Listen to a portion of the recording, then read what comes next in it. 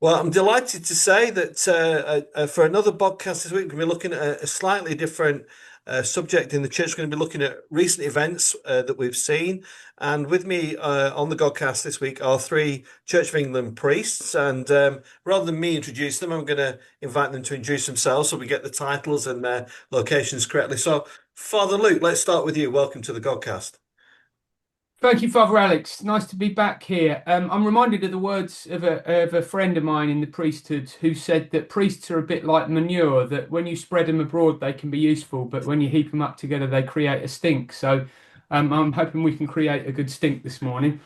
I'm a part-time priest in charge of a parish in Luton.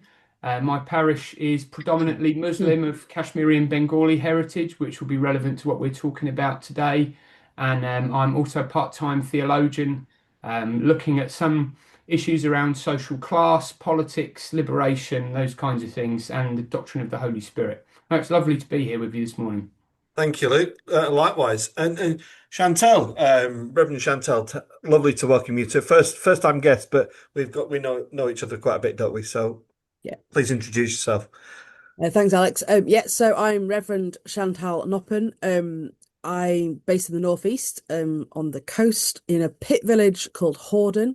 Um, Still called a pit village because it's very much still part of who we understand ourselves to be. I was in parish ministry in Sunderland and Byker, Newcastle, but I am now the part-time national coordinator of Inclusive Church. That is my job. That's my day job. I was fascinated by the idea of part-time theologians. I think kind of priests are full-time theologians in many ways. So that's my job, but I hold PTO for the Diocese of Durham. So support in lots of parishes around the area where when they don't have their own clergy or the clergy are off and that kind of thing. So do lots of things, and I know Alex and Brenda actually through General Synod. So we create a stink there a little bit as well. It's great to Right. be here though. And last but no means least, Reverend Brenda, welcome to the Godcast. Thank you, Alex, and thanks for inviting me for the first time I've done this. So it's a bit nerve-wracking, but there we go. I'm Brenda Wallace. I'm allegedly a retired priest. Well, I'm definitely a priest and who's allegedly retired. I serve part-time still in three villages in rural Essex, so very different, not exactly a multicultural area, but it is this county, the birthplace of Nigel Farage, whose constituency is half an hour away from here. So it is an area where there are quite strong feelings about some of the social issues. And yeah, my local villages are splattered with St George's flag and Union flags, which is quite disconcerting. So yeah, I think, yes, these are issues that it's right for the church to be concerned about. And I'm glad to be joining you for this conversation this morning. Great. Well, you're very welcome, Brenda. It's lovely to have you as a guest. I'm really keen for this discussion to be kind of as broad as possible. I don't want people who watch it just think, "Oh, this is a load of lefties kind of slagging off the right."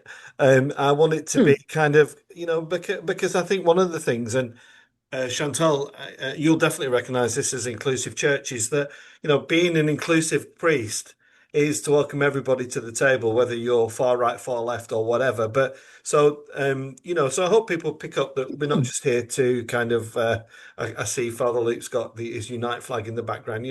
Hopefully the Subtle. discussion will be enriching. But let's start by looking at or getting some individual kind of feeling and sentiment from what's been happening in recent weeks and months. Father Luke, starting with you. In Burnley, we are awash with Union Jacks. You think it was the coronation again, although there was no flags out when it was the coronation. So I find that a slight irony. But what's the landscape like where you are in Luton? I think it's important to know a bit of the history of our town in the sense that Luton's been a very multicultural, multi-ethnic and multi-religious town for a long time. Successive waves of immigration, often from particular places. So my ancestors came here to dig up the roads from Ireland, and we've had successive waves of immigration since. And of course, Luton is sadly well known for being the birthplace of the EDL. It's where Stephen Yaxley Lennon, or Tommy Robinson, as he's often known, grew up and started the EDL. It's also where Andrew Tate grew up. So we feel these issues run straight through like fault lines through our town here in Luton. I've not seen a lot of flags up in Luton itself. There have been a few. Last year, there were some St George's flags painted on a roundabout and on the sign outside our local mosque in our parish, which obviously caused a lot of distress. The fact that their property was defaced as part of that. And of course, we've seen elsewhere in the country Islamophobic graffiti actually daubed on the walls of a mosque itself. So I feel the tension very profoundly here. And of course, every action has an equal and opposite reaction. There are growing tensions where we are here in response to what's been going on across the country. And it's very concerning and troubling. What we do have here in Luton is a really strong council of faiths and quite a lot of strong collaborative work between people of different faiths and ethnicities. So we were round a table with each other last week discussing how we would respond as a council of faiths to this. I have to say, I've been really disappointed by the way that a lot of church leaders and Christians have responded to all of this, both locally and nationally. I think there have been attempts to legitimise some of what's been going on. People have used language like the indigenous white community in Luton. My response to that is, which indigenous white community are we talking about? The Picts, the Celts, the Romans, the Anglo-Saxons, the Irish, the Nordic invaders? It's quite staggering how badly we often do in times like this as the church. It's quite staggering that people that clearly don't have enough of a grasp on the situation, maybe that's just being generous, I don't know, speak out and then cause further divides, cause further upset to my dear friends in the Muslim community here who are already feeling afraid to travel across the country to visit family, feeling afraid walking home at night. So we're feeling it, and we're feeling it here too. We've experienced intolerance towards us as a Christian community in our neighbourhood. So the tensions are running quite high, I would say. Yeah, thanks, Luke. Reverend Chantal, what's your kind of take on things, and how are things where you are in your area of the northeast? So, my village is would traditionally be a very red voting area, and there is a strong percentage now who support reform in my patch. And so I've thought about this quite a lot from that kind of angle. And doing funeral visits is one of the things that priests always end up talking about, funeral ministry. But there's so many good reasons for it. But it's one of the opportunities we get to go into people's homes, to meet them, hear their stories, understand them, where they come from, who they are, how they are, and why they are. And the pictures I've built up, I've only lived in this village for just over a year, a bit over a year. But through the funeral ministry, talking to families, it doesn't take long to hear and realize that there is still very deep pain and anger and fury, I guess, about the pits being shut, and the kind of generations that we've had of being overlooked, being told how things are going to be, being promised something that's going to make something better, but then it doesn't. Like there are streets and streets that have been cleared with the promise it's going to then be improved, but then actually you just got half the property standing empty and half of them not. And there's a lot of anger. And I think it's interesting what Luke's saying about legitimizing that. And because I would definitely err on the side of, sometimes I would say, yeah, it's legitimate anger, because it is, because they have been treated badly, they have been overlooked, they have every right to be angry. But I think that where the anger is then directed is the problem, and that the church has been far too complicit, I think, in allowing that anger to be directed at people who are not the problem, who are being scapegoated. And that kind of, we all have this desire to not be the odd one out and to fit in, some less than others, perhaps, but it's uncomfortable when you feel that you don't fit. And when you've got anger that's all in you, you want to put it somewhere because it's hard, it weighs you down. And if you're told that this is the point, this is the person you can blame, you jump on that because you need that outlet. And I think one of the things that is noticeable in my village is that we are much more multicultural looking and diverse looking than where I was in Sunderland. And when you can see the visible differences, it's easy to stoke up hatred. And the people who stir the hatred are often not living here, not from here. And yeah, I have so many thoughts, but I think that my biggest one is I would love us to rediscover mercy, what it means to be merciful, how that ties in with justice. And I think the bishops in the Lords do some really good speaking into these issues that are actually at the root of why people are angry, why they're feeling afraid, why they think they're losing stuff. Yeah, I think well, I think we all think about this a lot, and it probably all troubles us quite a bit at the moment, you know. But you know, my context in Burnley, urban estate, flags absolutely everywhere. You know, I'm not going to say what Luke says. You know, that I'm going to legitimize why or what people are doing, but as a vicar with a cure of souls for all these people, I have to somehow kind of give it some sort of context. And I do think there is, like you said there, you know, things have gone, you know, and I think there's for older people, it might be kind of a sense of loss of heritage. But for younger people, it might be just for younger mums and dads, maybe in their 30s and 40s, it's like, where's my youth club gone? You know? So I think there is a lot of social injustice in the root cause of some of these issues. And I think the church has been complicit in not standing up and speaking for the working classes as government has. And so I think it's a very deep issue. Brenda, I think it's really important to not dismiss rural communities, you know, because I think you know, I grew up in a rural village, and like Chantal was saying, you know, reform is lapping it up in these places. What's your take?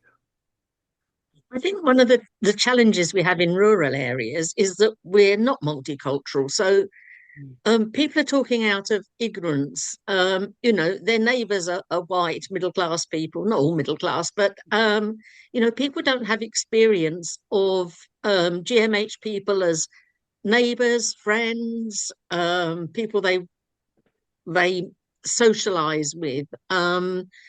So that's part of the challenge is that they can other immigrants, GMH people, because they're not part of their daily lives. So I wonder if that sort of impacts on people's perceptions. And we have a breadth of views in our village congregations. We don't have, I think we have one GMH family who regularly attend in two of our three churches. So there's, you know, but that's the only contact people have. So there's a lot of, you know, people don't know the people that they're talking about, so it's easy to dismiss them as aliens. I think our strength is that our bishop, the Bishop of Chelmsford, Bishop Dooley, is herself a refugee, and she makes a great point of making that obvious. She's Iranian born and fled to England when her brother was killed when she was 12, and thought she would go back after a couple of years and never has. And so she's a great example for us that she can speak out from her own experience and does publicly, both within the church and in the wider world. But yes, you're right. We also have to bear in mind, I have people in my congregation who I know vote for reform because they tell me so. And I have to respect that they're people who believe that's compatible with their Christian faith, and that's okay.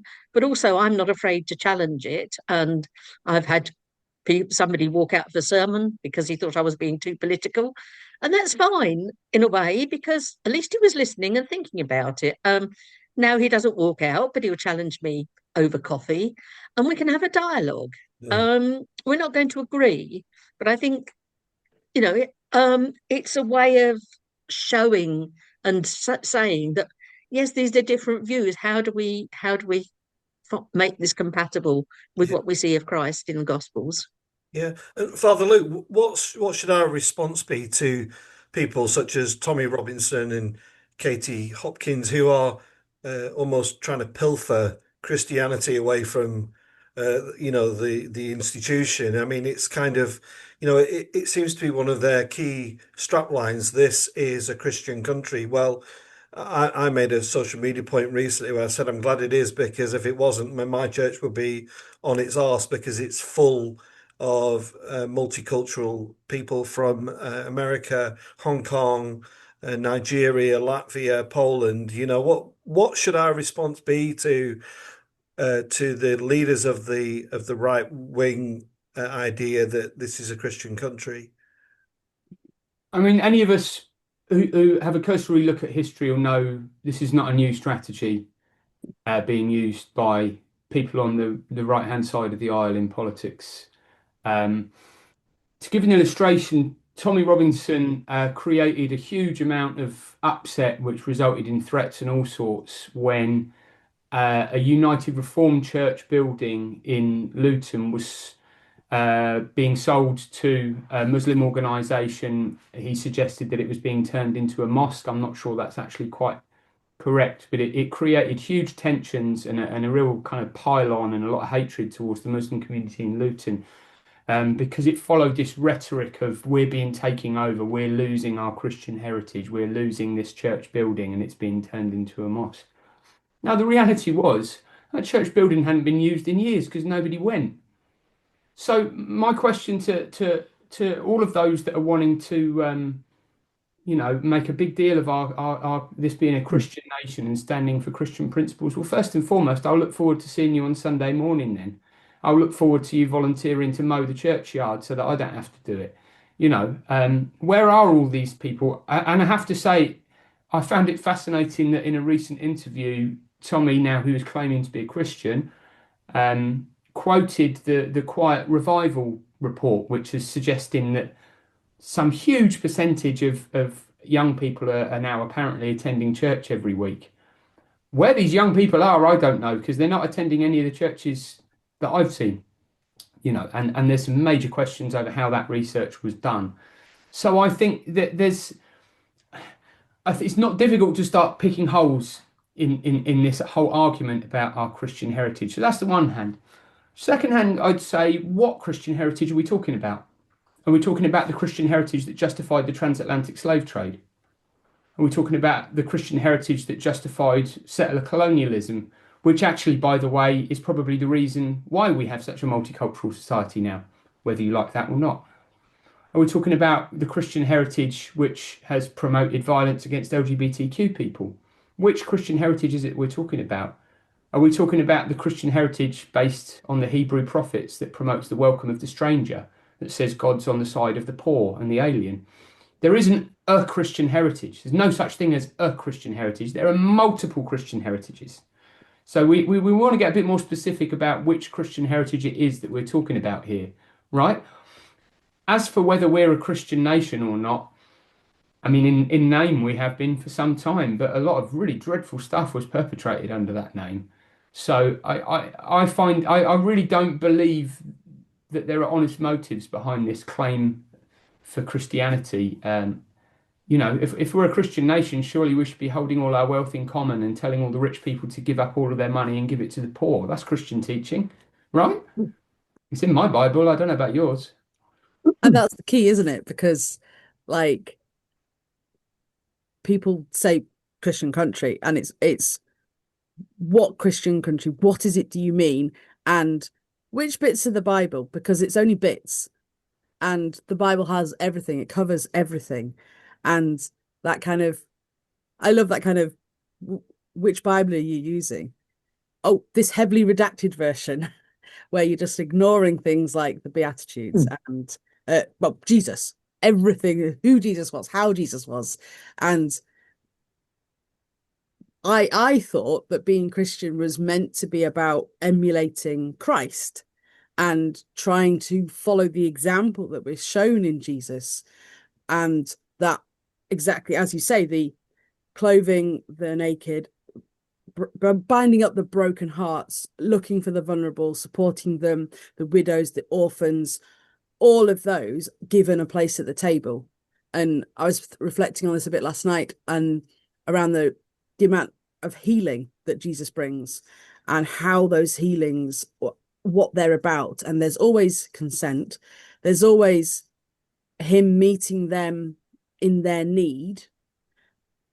But then it's not just the person, it's the community. It's about bringing them back into community and being reintegrated, and welcomed, and calling out that that has not happened.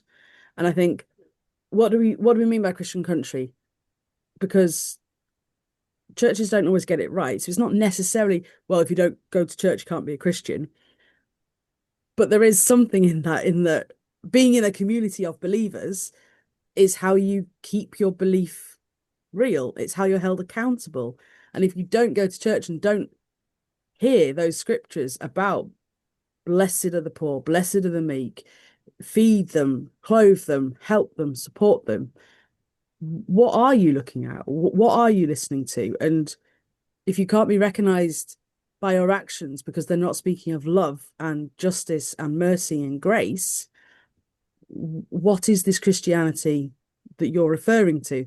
And I was thinking, I always think about, I used to play rugby when I was at university, not very well, admittedly, but that whole thing, that use it or lose it, that kind of, if you're not doing what you need to do, pass the ball on so someone else can.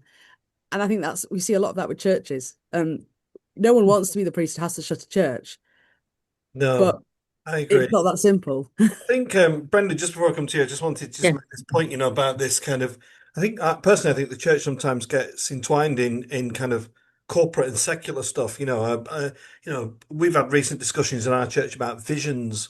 We need to create a vision, and I just think, and I often say, well, let's just stick up the Beatitudes. Stick the there's the vision. Next, but anyway, Brenda, if Tommy Robinson walked into your church, would you welcome him? Yes, of course. I mean, with difficulty, I have to be honest, but yes, because if he walked into our church, if he started trying to claim this sort of false equity between white British, fake Britishness and Christianity, then yes, I'd want to challenge it. I'd want to remind him that the cradle of our faith is in the Middle East. Jesus was Arab by birth and by nationality, and it's only gradually that Christianity has spread and become a westernized thing. Christianity is still strong in a lot of non-Western, non-white countries, in fact, stronger than it is here. And so it's a false equation. I'd perhaps want to remind him that St. George, if St. George existed, was a Turkish mercenary and never stepped foot on our island. So why are we proclaiming the St. George flag, the Crusader flag, and as an exemplar of Christianity? There's this false dichotomy that to be Christian is to be white and therefore to reject other people. I mean, Benedict said that in welcoming the stranger, you're welcoming Christ, and therefore we should always welcome the stranger. So but yes, I would welcome him. I'd want to try and have a dialogue. I think the challenge is that people are not open to dialogue. People that have these strong views don't want challenging. They don't want dialogue. And therefore you're banging your head against a brick wall a lot of the time. It's like people that have strong views on any issues within the church. As soon as you try and counter those and enter into any sort of debate or discussion, or then you just get the same stuff repeated. It's not. There's just not the openness, I think, to a change of view. Mm. Luke, one of my biggest frustrations, I think, about our church hierarchy is they're not in the public arena. They'll write a letter to the Church Times, but contrary to popular belief, the Church Times is not as widely read as other publications. And I wonder what you feel the response should be from our bishops, particularly in these matters. I mean, I have to admit, even when they are in the public conversation, I feel like I prefer they weren't sometimes. Um, but then, it's easy to certainly those of us on the left and with union history might find it easier to take pot shots at the hierarchy. But on a local level, our local bishop spoke beautifully and addressed these topics in an intelligent and in a gracious way at our Council of Faiths last week, and actually spent most of his time just listening to what other people had to say. So, there are some good ones out there. But I think what we need to do is get to the heart of the matter on this stuff. And so when I say I don't believe in legitimizing hate, I do believe that there are hugely legitimate concerns in working class communities about what's happening in our economics, what's happening to the kind of institutions and community assets that help working class and other communities to thrive. I think we need to be talking about that definitely. And I think actually one of the things I find difficult as a retired bricklayer in the Church of England is there's a kind of Oxford and Cambridge performance of decency and sorry, that's my security manager letting me know someone's coming to the door. There's this kind of performance of politeness. Sometimes we need to just call things what they are. I'm smiling at that because I'm neurodivergent. I'm autistic and have ADHD, and one of the characteristics of those things is often that kind of being blunt, being direct, and saying what we see, meaning what we say, and using words just openly and pretty honestly, and with no like complex agendas behind and no game playing.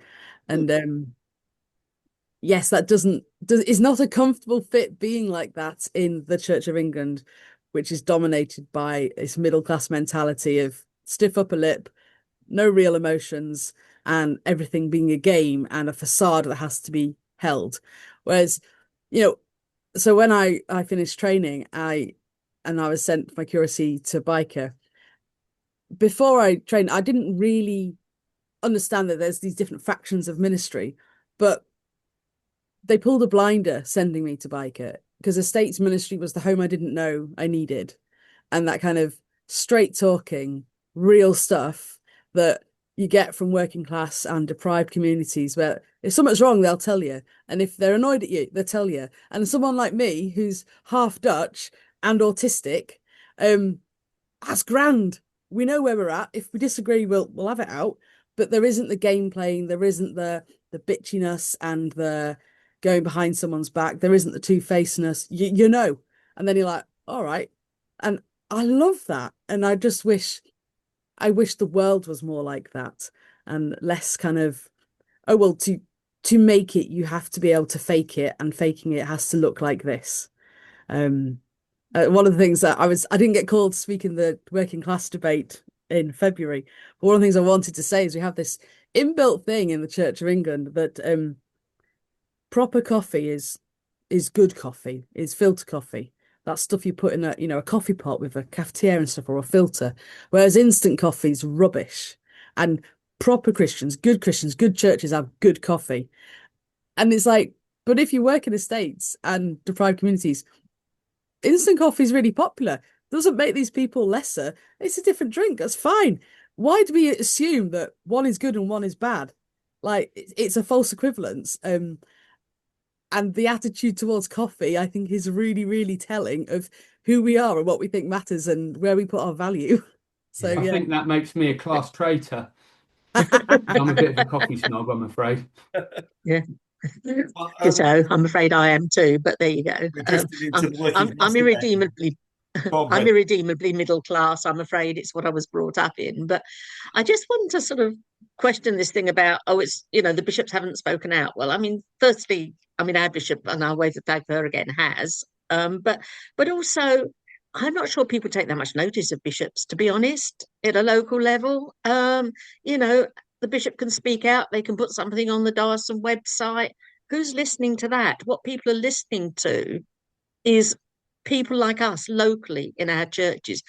What we say in our churches can have far more impact in the way we act, not just what we say, but the fact that we carry that out in the way we act and the way we relate to people will have far more impact than some pronouncement from an archbishop. I mean, there was something in the news that said, "Oh well, the Church of England is in a sort of vacuum because we haven't got an Archbishop of Canterbury." Well, to be honest, I don't think that makes a lot of difference. We've got an Archbishop of York if we need it, but you know, it's us as working parish priests and you know the people in our that can have the most impact on people and can at least make them stop and think, even if we can't change their or broaden their minds, we can at least challenge them. So I think, you know, it's down to us really I at think you're right, grassroots level. Brenda. I think I did a radio thing a few days ago, and I made that point. You know, there is a parallel universe. There's the hierarchy of the church, and there's the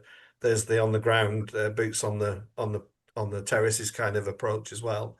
As time's flying by, so we're going to have to bring this to a close. But Father Luke, what would your kind of prayer and your kind of final reflection be on this subject as we drift into the autumn months?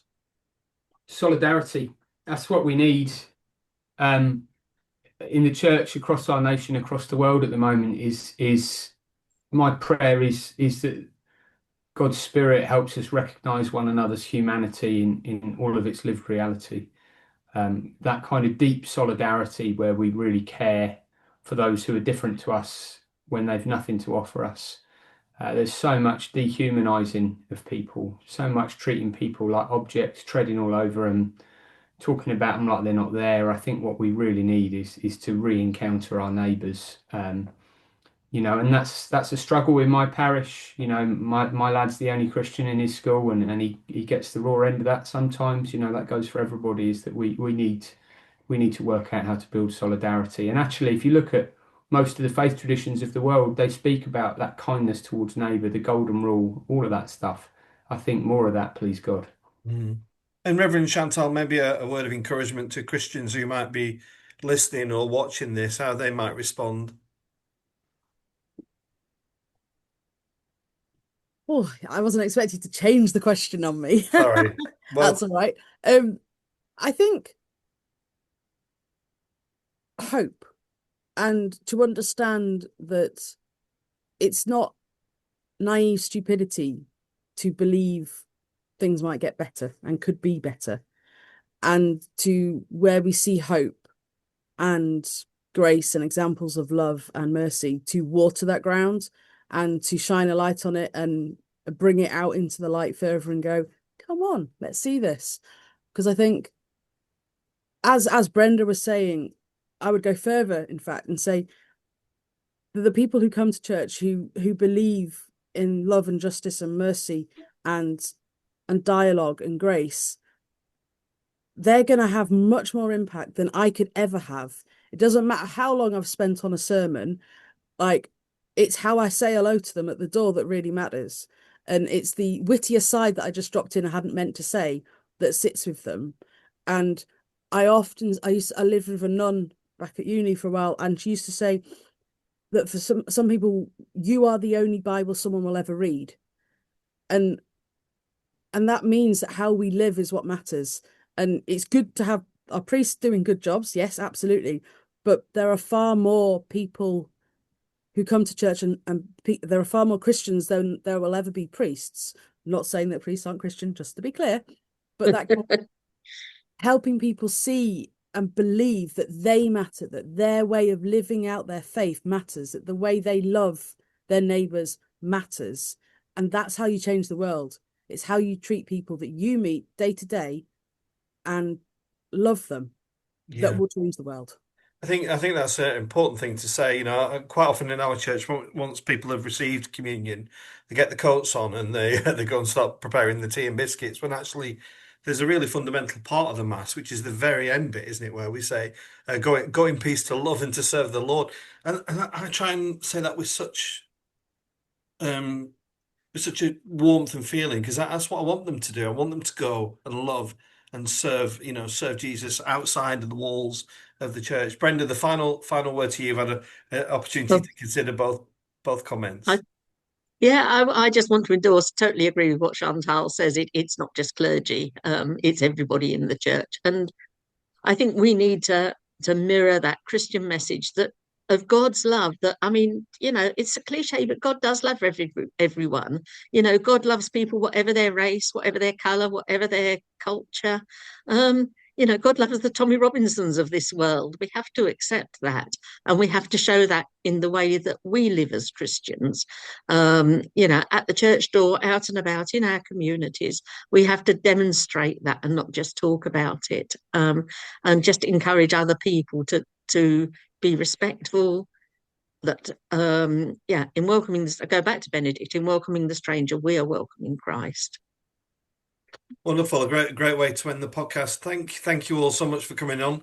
I hope people who've watched or listened to this have found it interesting. If you have, then please share it or subscribe to the YouTube channel. But for now, guys, thanks so much for coming on the podcast. Thank you. Thanks for having us. Thank you.